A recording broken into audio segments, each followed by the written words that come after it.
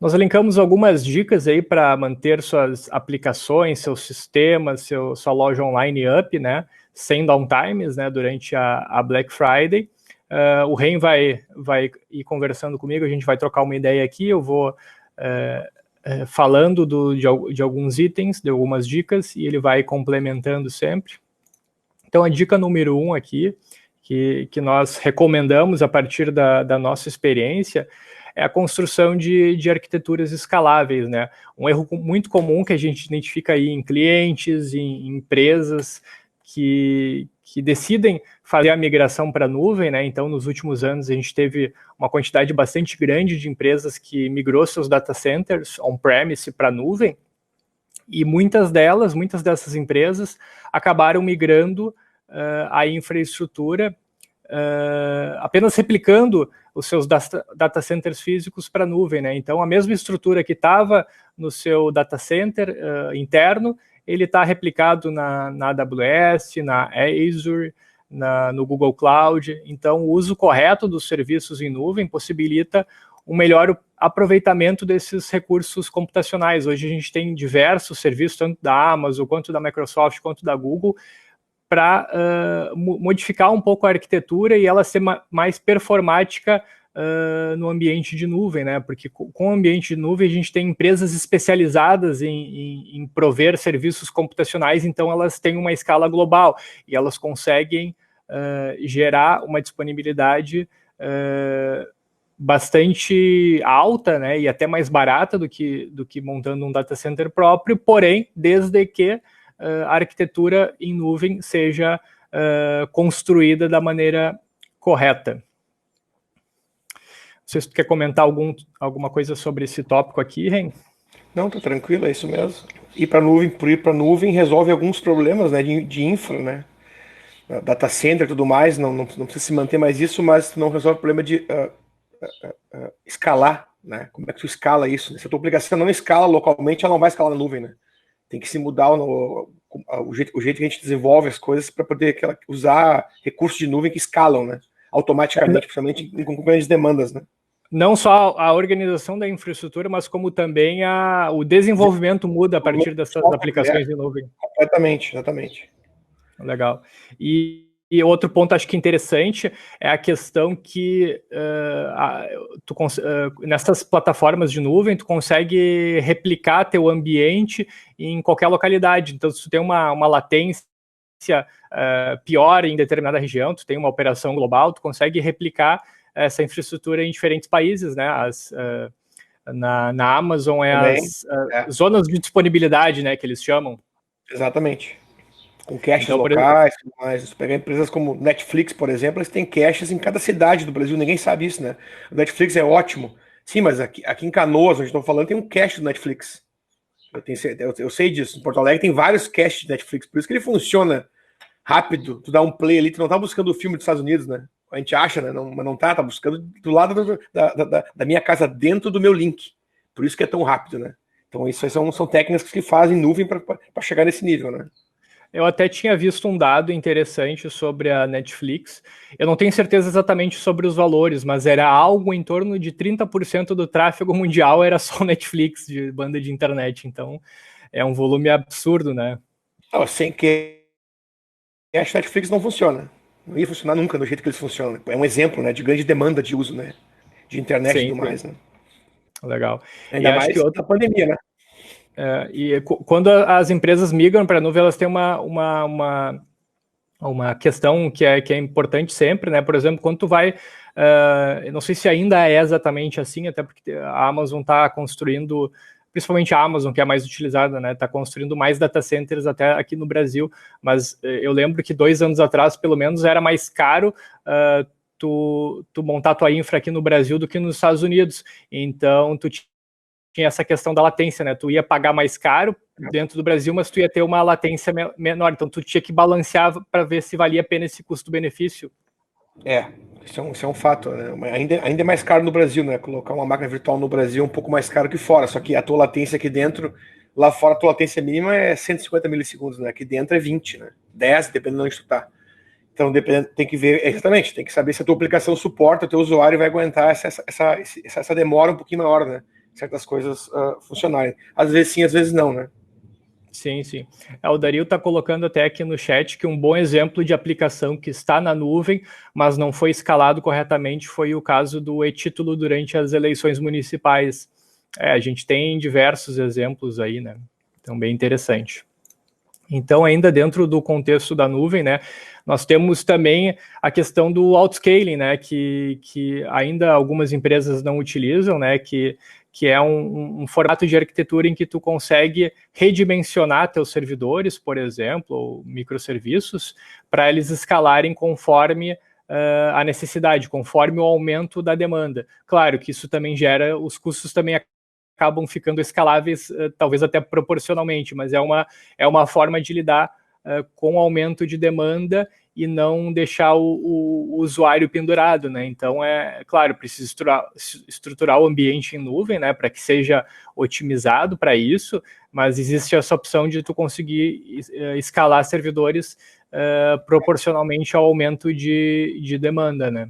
Esse exemplo do Dario ali, é o mesmo problema que a gente está falando aqui, né? Black Friday, sexta-feira vai ter, todo mundo quer comprar, né? Domingo todo mundo teve que votar, então são, sei lá, quantos milhões de eleitores tem no Brasil? 100 milhões, eu não sei exatamente, mas são 100 milhões de pessoas no mesmo intervalo de hora ali, das 8 da manhã às 5 da tarde, acessando o e-título, né? Se não é pensado para escalar, vai travar, não vai funcionar. Exatamente. Acontece. Claro, mas tem que ver o custo-benefício, né? Eu vou ter um dia para suportar 100 milhões de usuários, por exemplo, né? Vale a pena eu ter tudo isso? Quanto eu tenho que escalar, quanto eu vou gastar escalando, né? Tem que se medir isso também, né? Uhum. Acho que tu pode comentar um pouco também nesse slide, Henk, a gente tem uma dica também número 3, que é fazer o uso dos microserviços e do containers, que é uma abordagem que não existia antes do advento da nuvem, né? Isso aí é muito importante. Essa é uma maneira de tu escalar por partes a tua aplicação, né? Porque ela monolítica, eu tenho que escalar tudo, né? Se tem uma aplicação que é tudo junto, eu tenho que escalar todo o servidor junto. Se eu tenho um microservice, eu posso escalar o gateway de pagamento talento. Eu posso duplicar eu posso duplicar, triplicar, quadruplicar, enfim, né? Tava vendo ontem tava vendo o pessoal está escalando a parte de microservices, eu posso ter 1 milhão de microservices. Posso ter um cluster de Kubernetes com 1 milhão de microservices, já é possível, né? Uma coisa meio absurda, mas então eu consigo escalar. E a gente teve uma aplicação nossa na nuvem aí, é realmente muito fácil de escalar, né? Tu monta teu cluster, ele pode escalar horizontal, vertical, como tu quiser, né? Mas tem que ter uma estrutura boa, organizada para isso, né? Senão tu não consegue fazer isso automaticamente, né, na nuvem. Isso é recursos de nuvem que tu tem que saber usar, né? E desenvolver a tua aplicação desde o início pensando nisso, né? Sim, até porque tradicionalmente, se tu precisasse rodar uma aplicação, tu tinha que ter um servidor para que essa aplicação rodasse. Tu teria que ter um banco de dados que estaria nesse servidor ou em um outro ambiente dedicado para isso. Então, a diferença dos microserviços e dos containers é que tu consegue rodar até trechos de código, pedaços de aplicação, sem ter um sistema operacional, sem ter um servidor dedicado. Então, é uma arquitetura diferente que a nuvem propicia com essa economia de escala, né, de oferecer milhões de servidores, de hardware para diferentes empresas. Então, esses players aí, Microsoft, Google, Amazon, conseguem otimizar isso de uma maneira bastante grande, que mesmo uma empresa grande não conseguiria chegar nesse nível, né? Porque a escala deles é muito maior do que empresas grandes. Eu acho que a Amazon Web Services nasceu para atender a própria Amazon, né, Pedro? Sim, sim.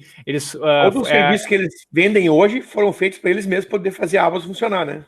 De maneira global, né? A AWS, na verdade, era a área de TI da Amazon que foi desenvolvendo tecnologia para otimizar, porque foi uma empresa que cresceu muito rápido, se tornou líder global em e-commerce, né? Então as demandas deles foram talvez as maiores do mundo, porque foi uma das primeiras lojas. A Amazon é muito antiga, a gente tem a imagem de ser uma empresa moderna, mas a Amazon, acho que 95, acho que já existia a Amazon, ou 96 por aí, vendendo livros, né?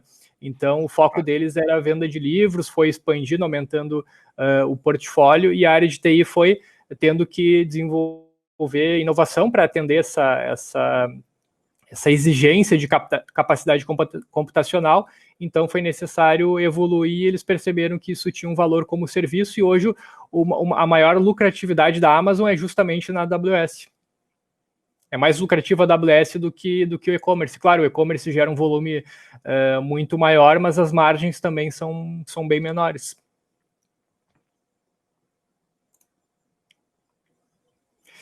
Outra dica importante que a gente colocou é saber o que esperar.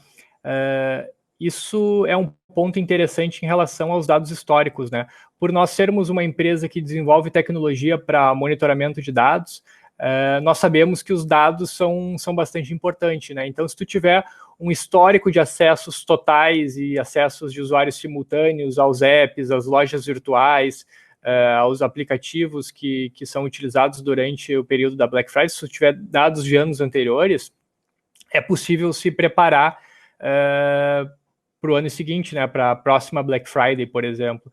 Então, por exemplo, se a gente sabe que a demanda da Black Friday do ano passado foi X, e existe um número aí que o pessoal está comentando, que a expectativa de crescimento baseado nos dados deste ano é que a Black Friday cresça em torno de 23% o volume de vendas no Brasil, coloca uma margem de segurança aí, 35%, 40%, tu já sabe quanto tu precisa provisionar de infraestrutura para Black Friday desse ano. Então, saber o que esperar, ter dados históricos é um item importante para se preparar para qualquer tipo de evento, não só Black Friday, mas Dia das Mães, Natal, que são ainda maiores aqui dentro do Brasil. Nós temos esses dias, né? Natal e das Mães, realmente, que é a nossa Black Friday, na verdade, né? Temos clientes nossos que cuidam disso, principalmente, né? Eles tratam de monitorar e cuidar Dia das Mães, Natal. Isso, nós temos alguns clientes que são da área financeira, alguns bancos, então nós monitoramos lá todas as transações que são realizadas pelas maquininhas de cartão, né? Então, gateways de pagamento, então nós conseguimos monitorar todas essas transações. Então, por exemplo, nesses clientes, eles têm os dados históricos dos últimos anos e eles já conseguem se preparar, ou seja, provisionar a infraestrutura, seja on-premise ou seja em nuvem, para a próxima Black Friday. Então, acho que é um ponto interessante aí para ficar atento. Outra dica seria a questão do gerenciamento de acessos simultâneos. As dicas, o preparo é importante para Black Friday, entretanto, erros imprevisíveis podem acontecer, né? Às vezes a gente depende de um provedor de nuvem, e às vezes as falhas ocorrem mesmo nesses ambientes em nuvem, né? Então, uma das maneiras de mitigar o problema, que não resolve, mas ajuda a mitigar, são essas filas virtuais. Não sei se vocês já acessaram algum site, alguma loja durante a Black Friday, mas muitos deles utilizam a estratégia de criar filas para os usuários. Para que serve isso? Para evitar que tenha um volume total de acessos aos recursos do site, da loja, simultaneamente. Daí evita que o site caia, que tenha uma experiência ainda pior para o usuário. Então, o que eles fazem? Colocam lá uma fila de espera que é automatizada, um sistema automatizado que vai liberando os usuários para acessar as promoções, acessar os produtos em partes, né? É uma fila, e daí isso evita que o site caia, que tenha que reiniciar os servidores, banco de dados. Então, é uma forma de gerenciar melhor isso e gerenciar... não perder o usuário, né? Gerenciar as quedas e não perder o usuário, porque o usuário não consegue comprar, ele vai para a loja do concorrente, né? Então... A Amazon é clássico nisso, né? Se eles erram contigo, eles te dão alguma coisa de graça. Eles prometeram me entregar hoje, não entregam hoje, eu já te mando um e-mail, tu vai ganhar o frete de graça, por exemplo. Isso é uma maneira, uma fila dessa, se eu entrei na fila, tu já ganhou um cupom de 5% de desconto. Pronto. Tu vai ficar na fila esperando, né? 5% de desconto. 10% dependendo do que tu, né? Exato. E se antes o usuário precisava trocar de loja, caso ele quisesse desistisse, eu vou lá nas Americanas, tem uma fila muito grande, vou no concorrente. Hoje, na internet, ele consegue fazer isso com um clique, então é mais fácil ainda, né? Não precisa pegar trânsito nem Uber, né? Só troca de site. Exatamente. A dica 6 aqui que a gente separou seria a análise de causa raiz, né? Então, uma das coisas que a gente sempre fala para os clientes, e principalmente aqueles Onde está o gargalo, né? Onde está lento? Exatamente, não é descobrir aonde está o problema, mas descobrir qual a causa raiz do problema, né? Então, depois a gente vai mostrar como isso pode ser feito, a gente tem um print ali que a gente trouxe, mas se tu construir, por exemplo, a gente chama na OpenSeries de catálogos de serviço, né? Mas é estruturar, por exemplo, a monitoração de forma hierárquica, paralela, serial, criar uma estrutura de monitoração que permita que caso caia uma aplicação, tu saiba exatamente aonde está o problema, né? Então, é uma forma de alertar os responsáveis pelo problema, né? E não chegar na hora e, tem um problema, onde é que tá? Vamos ter que descobrir, vamos debugar. Então, a monitoração, a gente sempre fala para os nossos clientes, a monitoração é importante, é legal monitorar servidor, é legal monitorar banco de dados, mas um passo seguinte para evoluir na questão da maturidade da gestão de TI, é estruturar a monitoração de uma forma que ela alerte os problemas, mas alerte a causa raiz dos problemas. Então, é uma dica importante que a gente dá, que o pessoal que está monitorando seus sistemas, está monitorando a infraestrutura da Black Friday, muitas vezes ocorre um problema, beleza, sabe que a loja está lenta, sabe que os sistemas estão talvez indisponíveis por um determinado período de tempo, mas muitas vezes não sabem exatamente onde é que está o problema. Então, construir uma estrutura de monitoração de forma que permita a descoberta da causa raiz é uma dica importante aí para evoluir nessa questão da maturidade.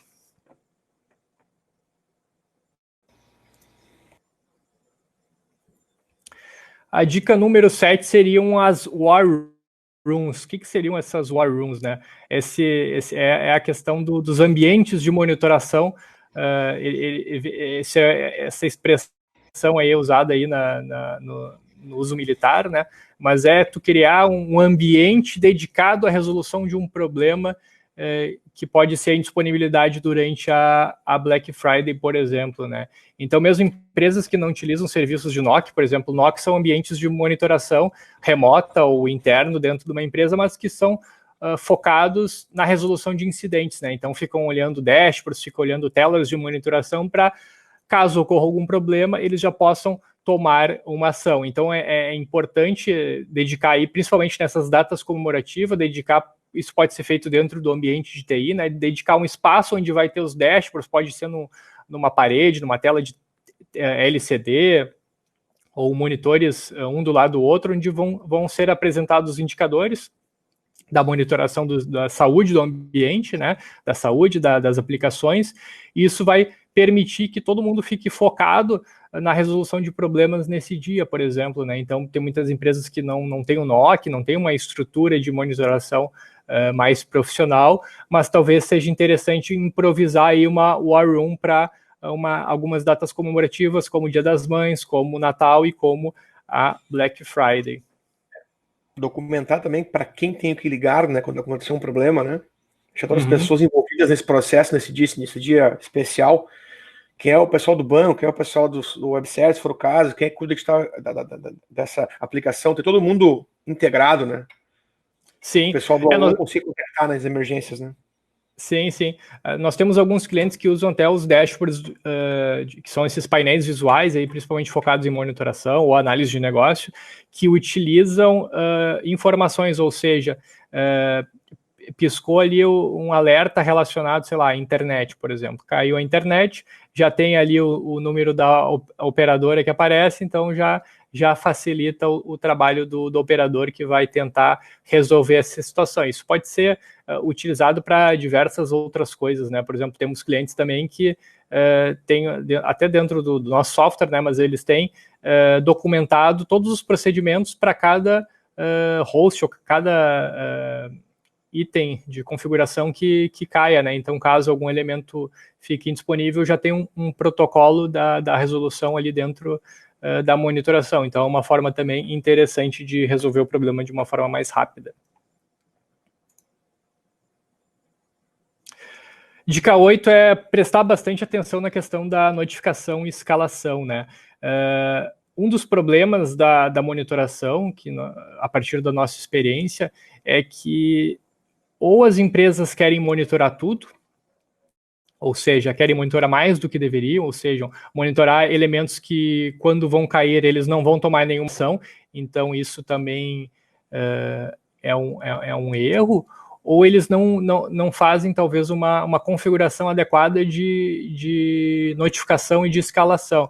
Por exemplo, quando tu cria um ambiente de monitoração, é importante tu criar alertas quando ocorre cada problema, né? Então, tu tem um problema, daí ficou indisponível um banco de dados, é importante que tu crie alertas, caso esse banco de dados seja importante, tenha que ser resolvido de forma rápida, é importante tu criar alertas, mas criar alertas para as pessoas certas, né? De nada adianta todo mundo tá vendo, quando todo mundo tá vendo e ninguém tá vendo é basicamente a mesma coisa, né? Quem tem que ser alertado é a pessoa que vai resolver o problema, né? Então é muito bom tu utilizar também as plataformas de comunicação da empresa. Se a empresa utiliza o Slack, é bom configurar que as notificações apareçam no Slack, ou caso use o Telegram, apareça no Telegram, WhatsApp, e-mail, até por ligação telefônica dá para fazer, nós já fizemos. Microsoft Teams, Teams, qualquer tipo de plataforma de comunicação é possível criar integrações para gerar esses alertas e gerar os alertas para as pessoas certas. E caso esses alertas não sejam resolvidos, não seja resolvido em X tempo, por exemplo, tem até 1 hora, 2 horas, esse alerta escale para outro profissional. Ou caso o problema seja muito complexo, escale para um profissional que tenha maior conhecimento. Então, o incidente começa no N1, ele pode ir para o N2, para o N3, ou seja, para as equipes que resolvem o problema, mas que tenham mais expertise técnica. Então, é importante prestar bastante atenção na questão da notificação e da escalação, porque isso gera aí uma maior saúde para a monitoração e a consequência é uma maior disponibilidade de todo o ambiente, da loja online, das aplicações, dos processos de negócio em si.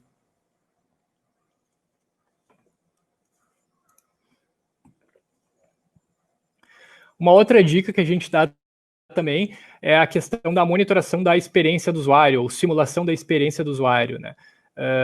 Uma coisa que a gente percebeu também é que, muitas vezes, a infraestrutura está ok, a monitoração está dando que os sistemas estão com uptime, porém, na ponta, o usuário está percebendo uma lentidão dos sistemas, ou seja, o sistema está funcionando, a loja online está funcionando, porém, ela tá meio lenta.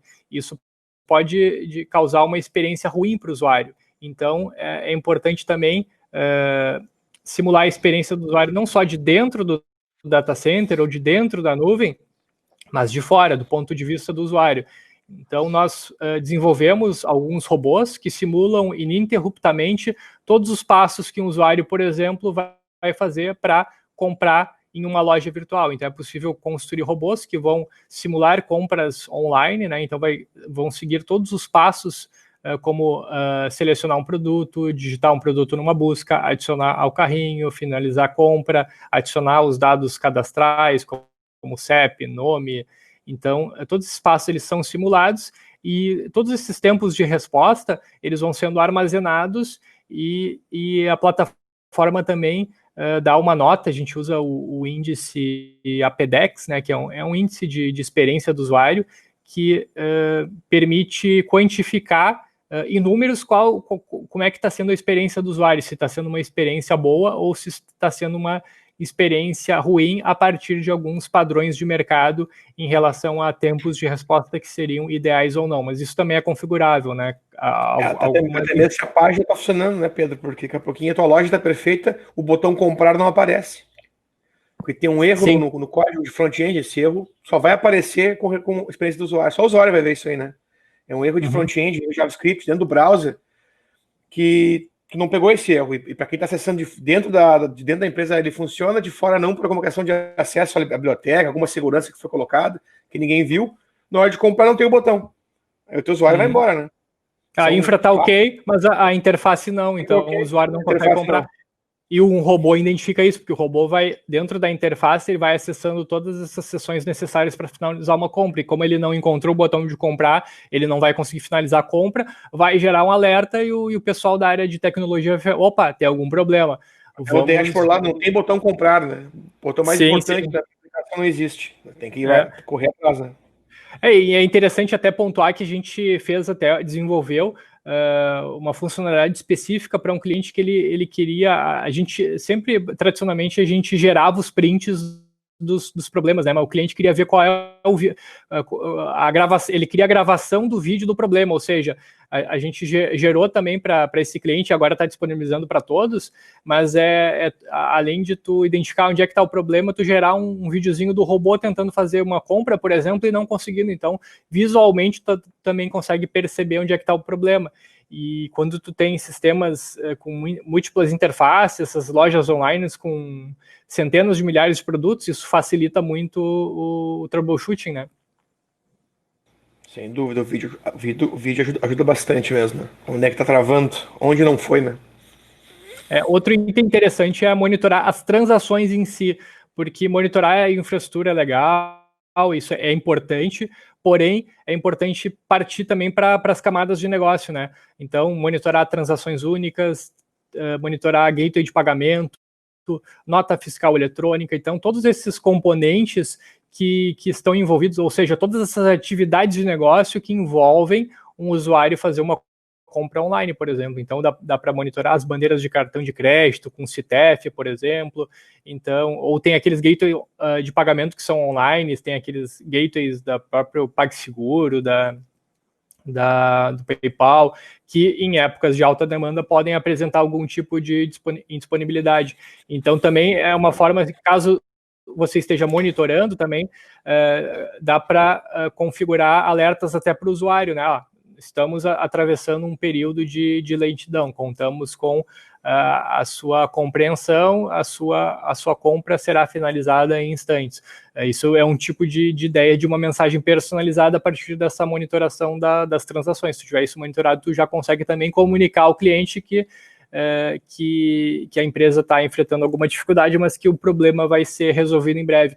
Até porque o consumidor, ele é exigente, mas ele é compreensível quando ele tem informação. Se a empresa é clara para ele, mostra que está tendo um problema de performance e disponibilidade, e comunicar isso para ele, o usuário compreende. O que ele não compreende é ele tentar fazer a compra, não funcionar, ninguém entrar em contato com ele, então isso é o que gera uma experiência ruim, né? Então, sempre quando tem uma comunicação clara com os teus consumidores, isso é sempre valorizado por eles.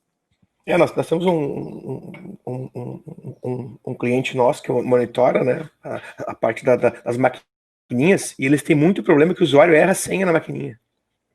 Só que o usuário não aceita que erra a senha e desiste da compra, a gente monitora isso para ele, né? Tem um dashboard especial que acende lá, o usuário nessa filial errou a senha. Eles tratam isso na hora, para ter uma ideia dos problemas com o usuário, né? Tão simples que errar a senha, o usuário esquece a senha, né? Do cartão dele. Eles têm esses códigos de erro, né, dessas transações por cartão de crédito, e cada erro é um problema. Então, quando ocorre o erro, sabe o número desse erro? Não lembro, o código 51, eu acho. Digamos, código 51. Então não vem para o usuário, né? O usuário da maquininha não sabe que ele errou a senha. Sim.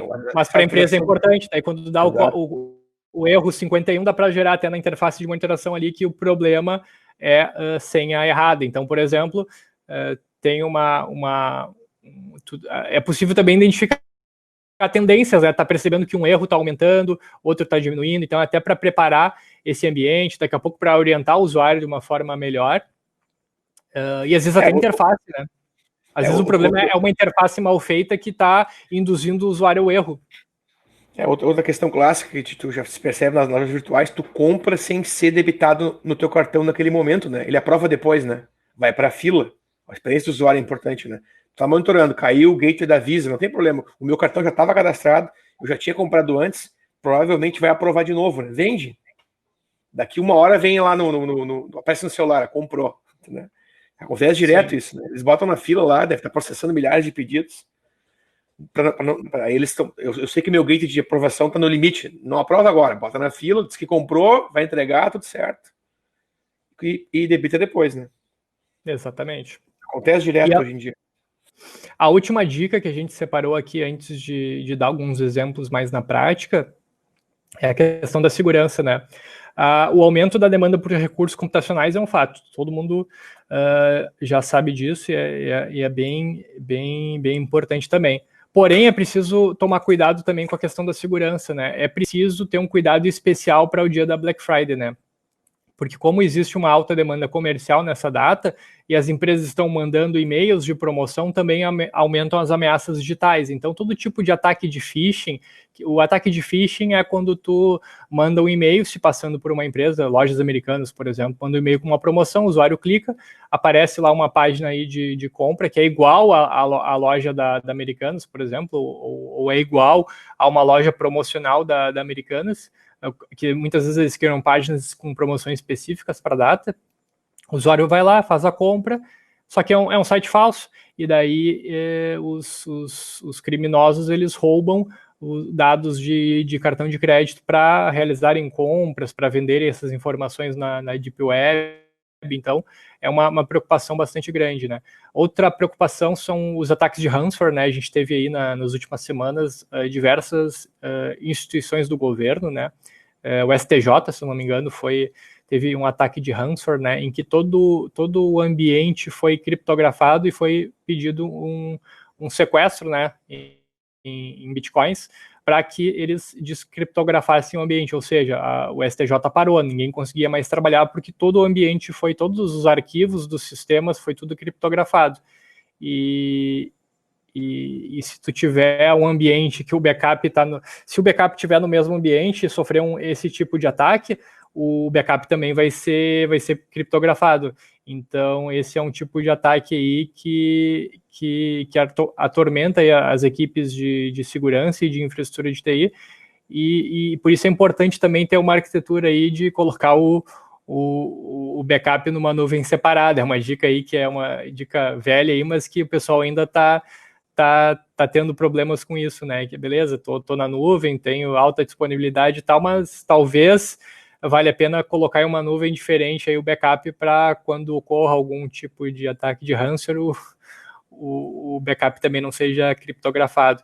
Ataques de DDoS, né? Como existe um volume de acesso ao site muito grande, os ataques de DDoS, né? Que são aqueles ataques de carga, né? Que múltiplos robôs, múltiplos usuários virtuais acessam, né? Uma empresa pode atacar um concorrente, ou criminosos podem fazer um ataque e depois extorquir a empresa, ameaçando fazer novos ataques. Então, o ataque de DDoS ele é ainda mais perigoso durante esses períodos de alta demanda, né? Ataques direcionados também, fraude de boletos, que essa aí é específica do Brasil, que acho que só o Brasil tem esse sistema de boletos, mas é uma fraude que pode vir junto com esses ataques de phishing, né? Então pode vir um boleto de uma compra de uma loja virtual, às vezes, e como todo mundo está comprando, os criminosos mandam esses boletos para milhões de pessoas, e quem casualmente fez uma compra na mesma loja no mesmo dia, talvez pegue o boleto e pague sem atenção. Parece meio bobo isso, mas é um ataque aí que funciona bastante, pega muitos usuários. E claro, isso aí gera uma imagem negativa, acaba gerando para a empresa também, né? E roubo de identidade, né? Principalmente nesses ataques de phishing, né? Além de roubar dados de cartão de crédito, eles roubam RG, CPF, então eles conseguem os dados para utilizar em outros tipos de ataque. Então é preciso tomar bastante cuidado, orientar equipes de atendimento para esses tipos de ataque, para quando o usuário relatar um problema, a equipe já está preparada e já comunicar o consumidor, o usuário, o que ele deve fazer caso ele tenha algum tipo de ataque nesse sentido. Então é importante também cuidar da parte de segurança da informação, principalmente nesse dia aí da Black